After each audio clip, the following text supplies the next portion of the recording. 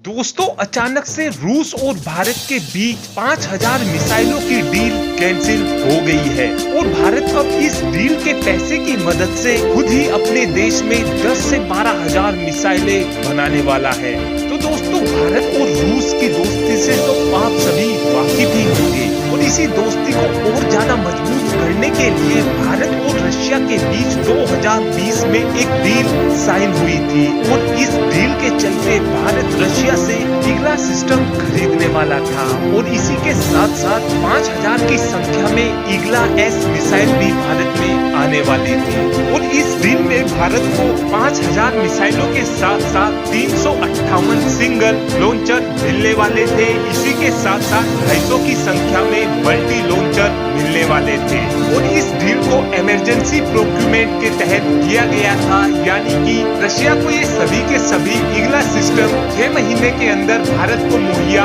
कराने थे। लेकिन 2020 से 2022 आ चुका है और रशिया की तरफ से अब भारत को ईगला सिस्टम दिया जा रहा है, लेकिन अब भारत ने इस सिस्टम को खरीदने से बिल्कुल साफ साफ मना कर दिया है, क्योंकि डीआरडीओ भी खुद के ही बने हुए man portable air defence system पर काम कर रहा है और डीआरडीओ की मैन पोर्टेबल डिफेंस सिस्टम 2023 तक बनकर पूरी तरीके से तैयार हो जाएंगे। इसीलिए ही हमने इस डील को कैंसिल किया है और ये डील रशिया की तरफ से बहुत ही ज्यादा महंगी की गई थी, क्योंकि जिस दौरान भारत ने इमरजेंसी में ये सिस्टम खरीदे थे उस टाइम भारत के पास कोई विकल्प मौजूद नहीं था और उस दौरान रशिया ने इन हथियारों को भारत को काफी कॉस्टली दिया था और ये डील 1.4 बिलियन डॉलर में साइन हुई थी। और दोस्तों, आपको बता दें कि ईगला सिस्टम एक very short range defence system है। इस डिफेंस सिस्टम को कंधे पर रखकर इस्तेमाल किया जाता है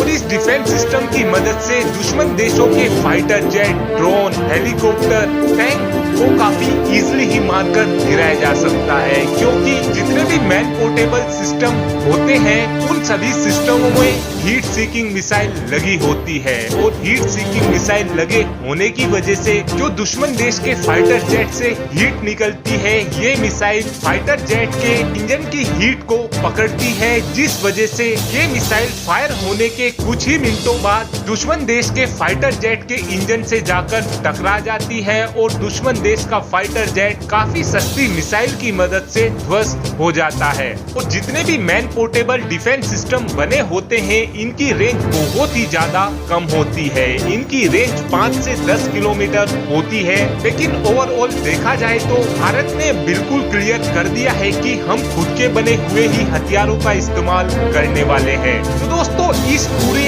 रिपोर्ट को लेकर आपका क्या ओपिनियन है? आप अपना ओपिनियन कमेंट बॉक्स में शेयर कर सकते हैं। Thanks for watching this video. Have a good day.